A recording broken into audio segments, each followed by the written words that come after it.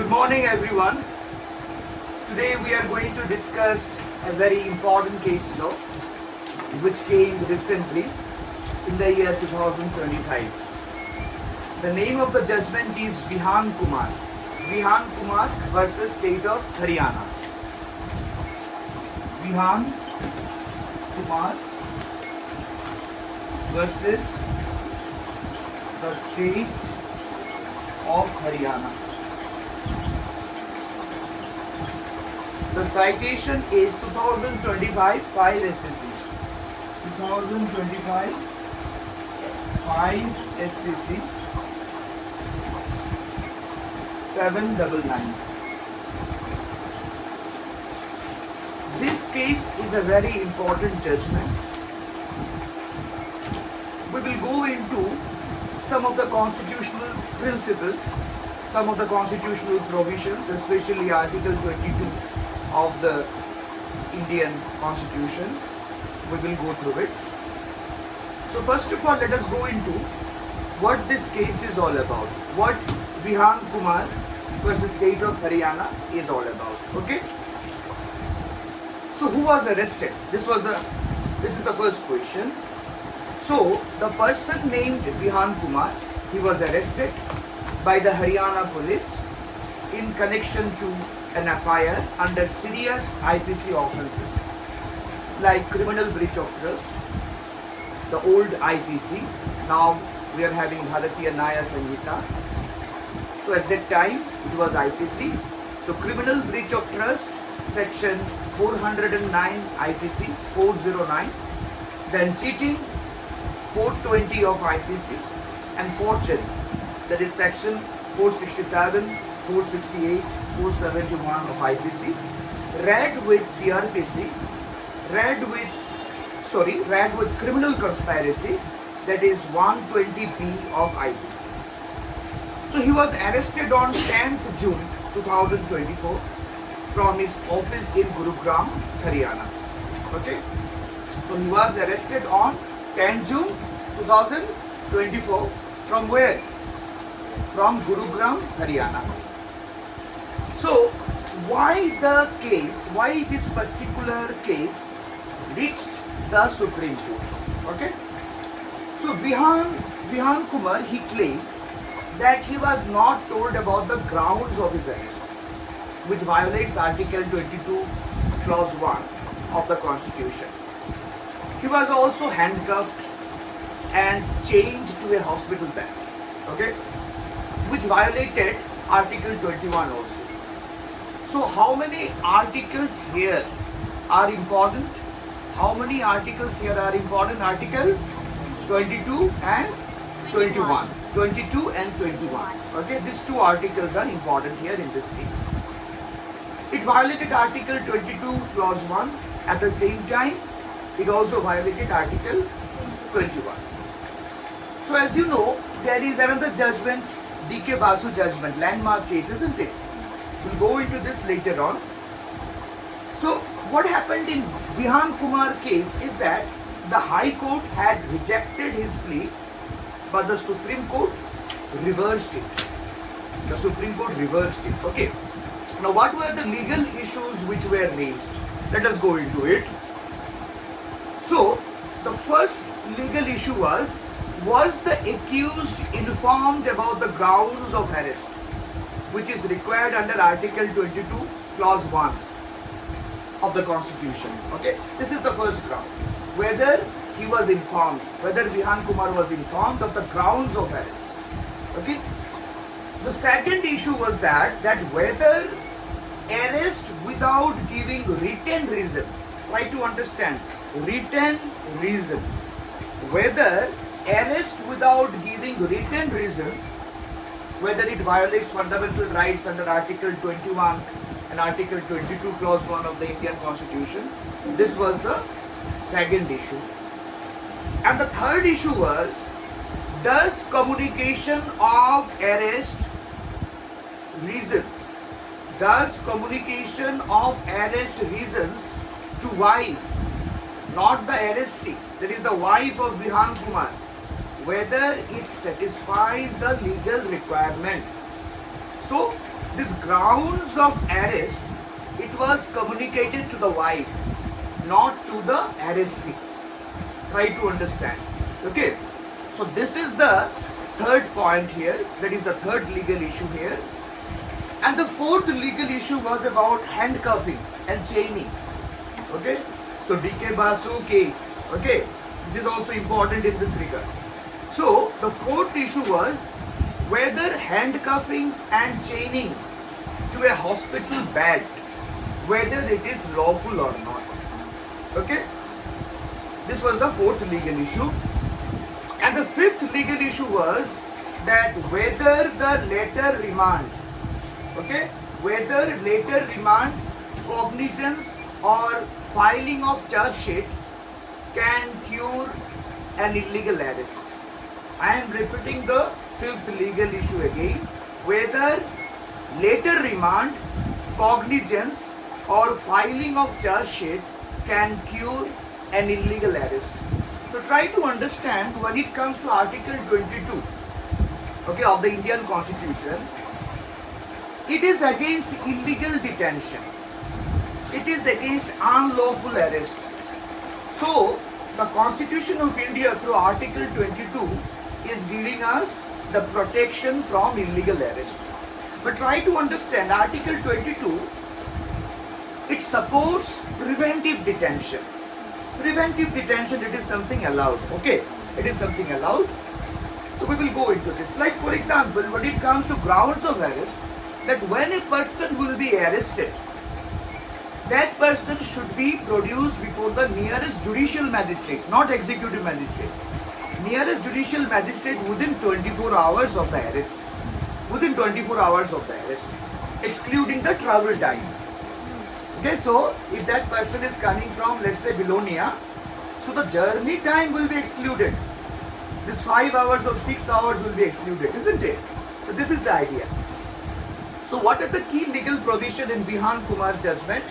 So 2025, 5 SCC 799. Key legal provisions, Article 21, that is no person shall be deprived of life or personal liberty except according to procedure established by law. Now this thing is very important as far as this procedure established by law is concerned, this expression is concerned. So always remember, after this Maneka Gandhi versus Union of India, now procedure established by law, this particular principle shall be interpreted in the light of due process. Due process. Now what is due process? That is the natural justice. Due process means, in a very easy way, if I try to explain it, it will be natural justice. Okay? So we will go into it. Article 21, we will also go into it later on. But let us go into Article 22 clause 1. So I will explain Article 22 clause 1 here first. Okay. So as you know, Article 22, it is talking about protection against arrest and detention in certain cases. So Article 22 protects a person from what type of arrest? Arbitrary arrest. That is illegal arrest. Okay, arbitrary arrest. Okay. What is arbitrariness? Let us go into it a little bit, isn't it? So arbitrary. Arbitrary means, uncontrolled misuse of discretionary powers. Uncontrolled, unfettered misuse of the discretionary powers. Okay, powers. So Article 22 is protecting a person, an individual, from what type of arrest? Arbitrary arrest. And also the wrongful detention by police or by the government. So it gives basic legal standards to any person arrested under normal criminal laws and separately deals with preventive detention. Okay? So let us go into clause 1 now. What clause 1 says? Okay? So you are having the Bare Act, or you can go through your mobile also, through India Kanun. So clause 1, it says, no person who is arrested shall be detained in custody without being informed, nor shall he be denied the right to consult a legal practitioner of his choice. So, when someone is arrested, they must be told why they are arrested. Okay? So why I have been arrested? What is the reason behind it? Okay? So this must be communicated. Okay? I should be properly informed. So they have the right to, at the same time, the person who has been arrested, they are having the right to consult a lawyer. Lawyer of their choice. So you can choose your lawyer, I can choose my own lawyer. Okay. So lawyer of my choice, of their choice. So suppose a person, let's say, hypothetical example, from Khwai, Tripura, is arrested for allegedly damaging forest land. Okay? So, police must inform him, the arrested person, that he is being arrested for encroachment under the, let's say, the Forest Act. Okay, under the Forest Act. So they cannot stop him from talking to his lawyer, the lawyer of his choice. Maybe someone from the Agartala Bar Association, isn't it? It's a lawyer of your choice. Then let us go into clause 2. What the clause 2 says? Every person who is arrested shall be produced before the nearest magistrate within how many hours? 24 hours. Within 24 hours. Yes. So a person must be taken to a magistrate, executive magistrate, not judicial magistrate. Yes. Very good. So it says within 24 hours, excluding the travel time. Okay, excluding the travel time. If not, the detention becomes what? Illegal. Illegal. Let us go into clause 3 now. This clause says that clause 1 and clause 2 of article 22 don't apply to two types of people. A, enemy aliens, and B, those detained under preventive detention laws. Okay? Preventive detention laws. So, if someone is an enemy national, let's say spy from another country, let's say Pakistan or Turkey or whatever it may be, okay, that person will not get protection. Or if someone is detained, okay, if detained to prevent the future danger, not for a past crime, but to prevent what type of danger? Future danger. Okay, the normal protection under clause 1 and clause 2 don't apply here.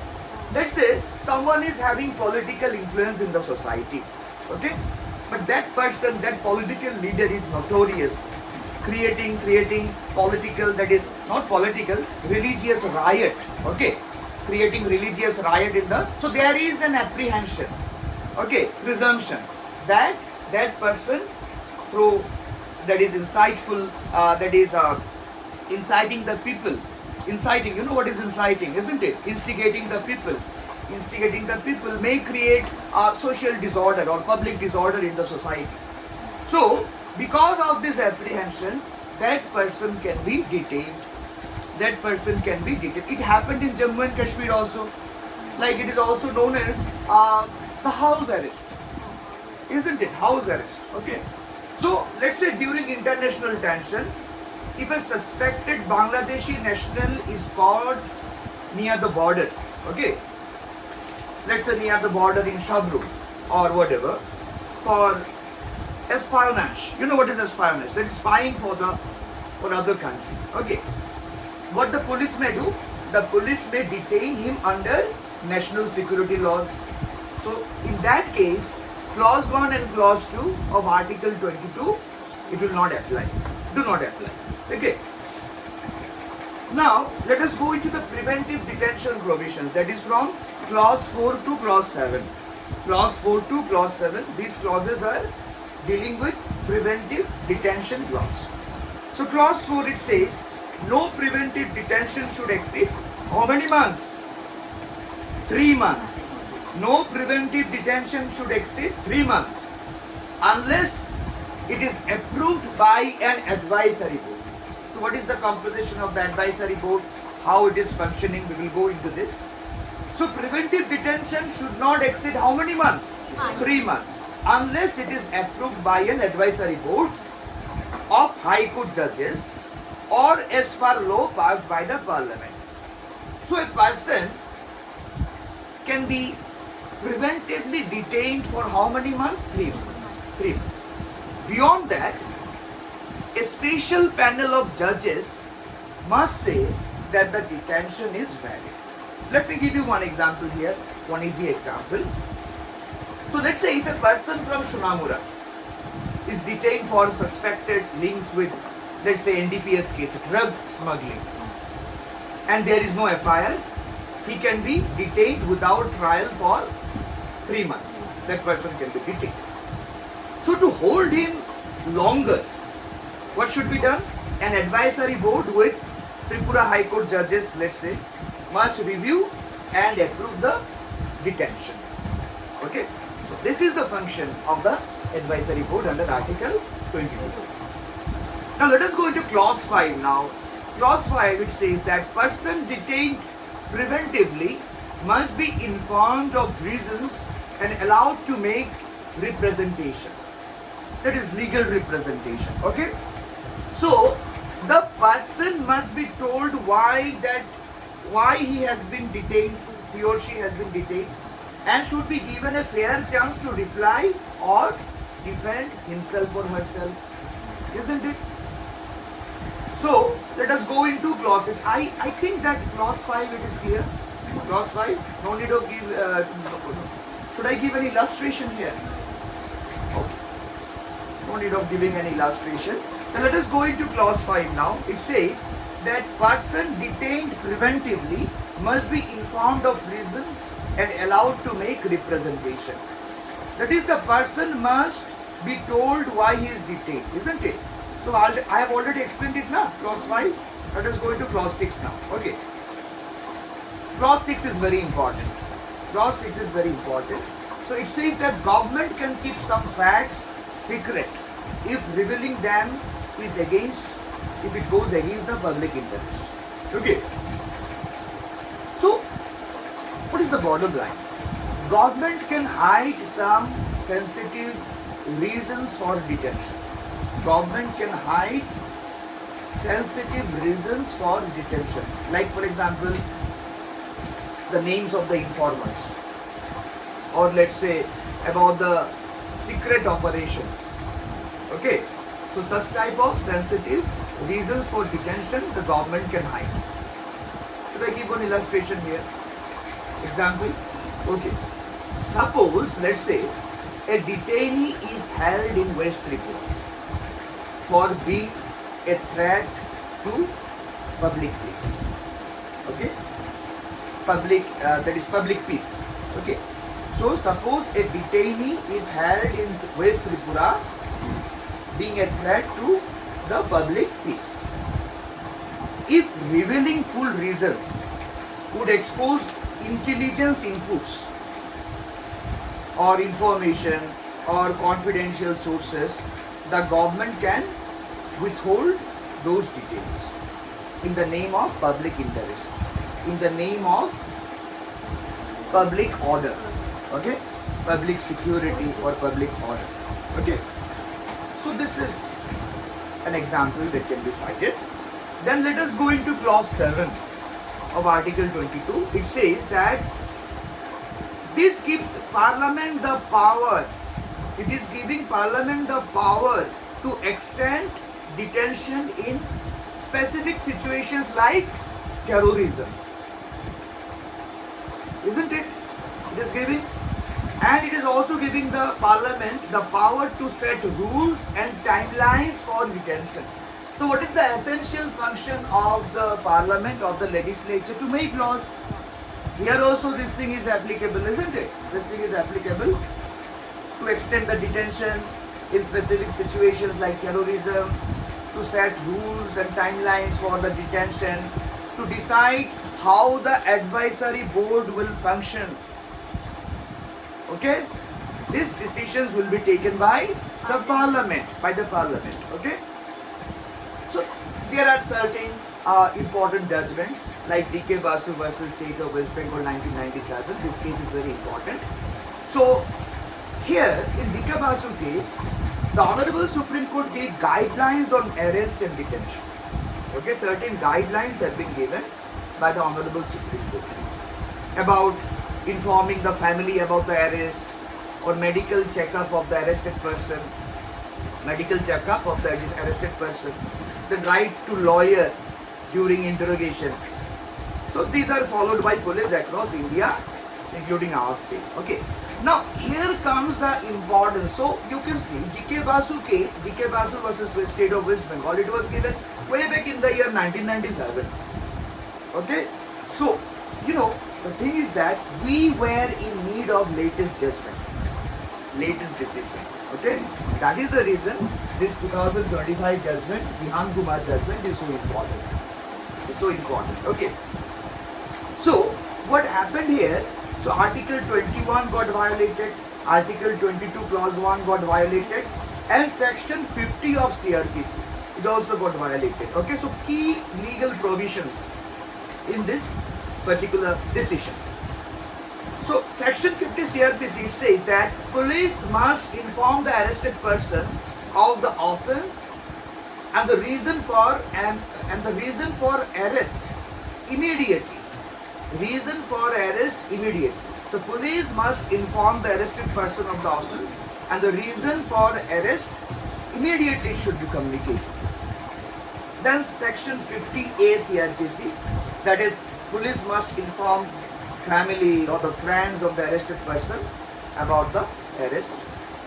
Then Section 41 subsection 1 BA CRPC, so it allows arrest without warrant in serious cases like those offences which are punishable with more than 7 years, only if there is credible information. If the information is credible, then only, and the officer has the reason to believe that the person has committed the offence. Okay. Now what were the key findings here of the Honorable Supreme Court? We will go into this.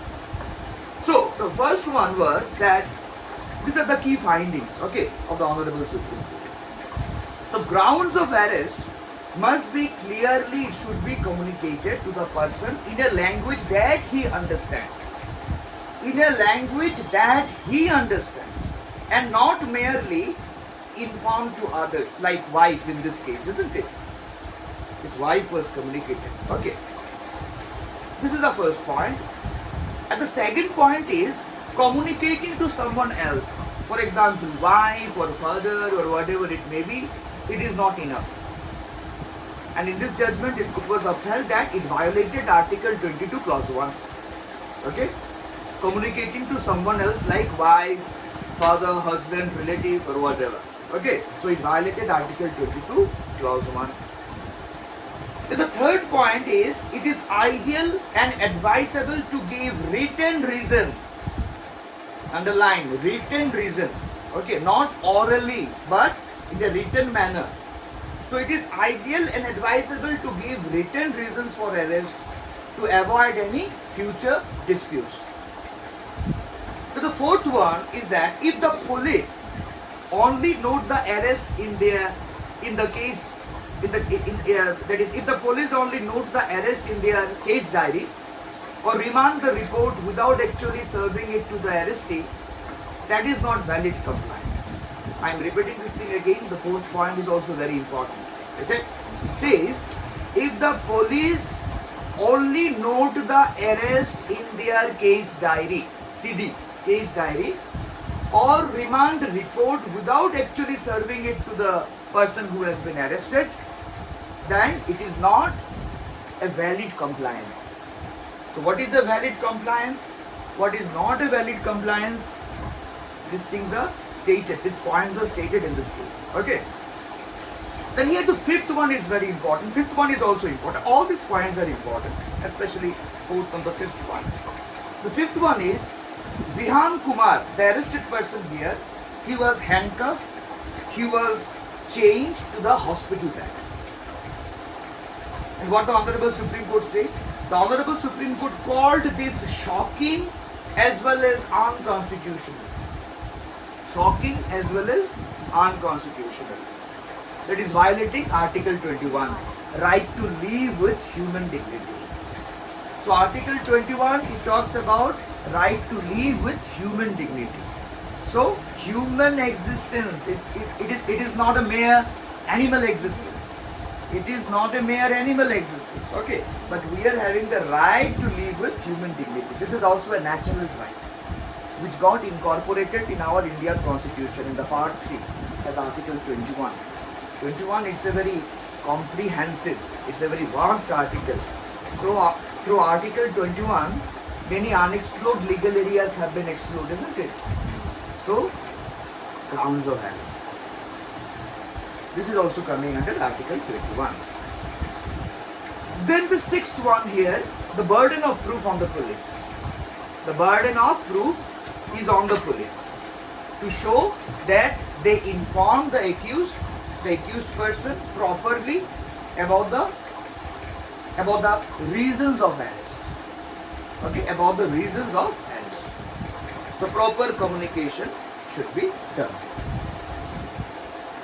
Then the seventh one is that just because the accused is later produced before a magistrate, before a judicial magistrate, or a charge sheet is filed does not cure the initial illegal arrest. Okay? Just because the accused is later produced before a magistrate or a charge sheet is filed does not cure the initial illegal arrest. So it will remain illegal from the very beginning. From the very beginning it will remain illegal. Okay. And then the eighth one is arrest without informing the reasons, or let's say giving false claims about it later, makes the arrest illegal and unconstitutional. So arrest without informing the reasons makes the arrest illegal and unconstitutional. The ninth point, so magistrates must ensure compliance with Article 22 Clause 1 before granting remand. Okay, so magistrates, judicial magistrates must ensure compliance with Article 22 Clause 1. So the principles of Article 22 Clause 1 before granting the remand. Then the last point, since the arrest was illegal here of Vihaan Kumar, what the Honorable Supreme Court ordered? Immediate release of Vihaan Kumar. Immediate release of Vihaan Kumar. Now, what are the final directions given by the Honorable Supreme Court? This thing is also clear. So, the first one is that arrest of Vihaan Kumar was declared illegal and vitiated, and he was ordered to be released immediately. Right? Immediately. The trial and the charge sheet were allowed to continue. Only the arrest was illegal. This is very important. The trial as well as the charge sheet, these things were allowed to continue. But here, what was illegal? Only the arrest was illegal. Okay? Then the court also, the Honorable Supreme Court also directed Haryana Police to never handcuff or chain someone in hospital beds again. And the Supreme Court, Honorable Supreme Court also directed Haryana Police to ensure strict compliance with the safeguards given under Article 22. 22, especially 22, okay, 22, Article 22. Now, there are certain important precedents, important case laws which have been cited, which have been followed or clarified in this judgment, in this Vihaan Kumar judgment. The first one, it came in the year 2024, Pankaj Bansal versus Union of India. How many of you are aware of it? Pankaj Bansal? Very important case. Okay. So 2024 7 SSC 576 Pankaj Bansal versus Union of India. So this case is about written grounds of arrest should be given. So it reiterated this principle. Written grounds of arrest should be given. We'll go into it later on. Okay, I will make one separate video on this. Okay. So Pankaj Bansal versus Union of India. Then the second one is Prabir Purakayastha versus State and City of Delhi. Prabir Purakayastha versus State and City of Delhi. 2000. This one is also 2024 judgment. 2024 8 SCC 254.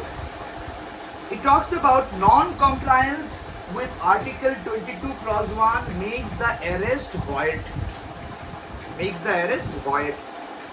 Then another decision which has been cited here, 1981 decision, old judgment, Lallubhai Patel versus Union of India. Lallubhai Patel, no need of writing, old judgment. So Lallubhai Patel, this case is all about grounds must be communicated effectively in a language known to the arrested person.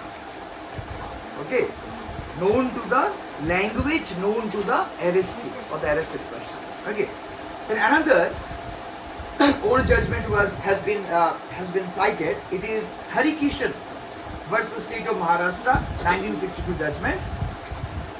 So communication must not be verbal only. Okay, so it was upheld in this case, in Hari Kishan case, that the communication should not be verbal only. Okay, but also should be done in a meaningful way. Also should be done in a meaningful way. Okay. So, why this case is important for the students? Why? Because, first of all, it is clarifying the scope of Article 22 Clause 1. That is, right to be informed of arrest. The second one, it is reinforcing the human dignity under Article 21. Article 21. And it is also explaining what? The procedural lapses by police. Explains that the procedural lapses by police can make the entire arrest illegal. The procedural lapses by the police can make the entire arrest illegal. Okay? So this is a very good illustration, isn't it, of how constitutional rights protect the individual even in serious criminal cases. Okay? I hope that this lecture was very much helpful. Okay? Thank you.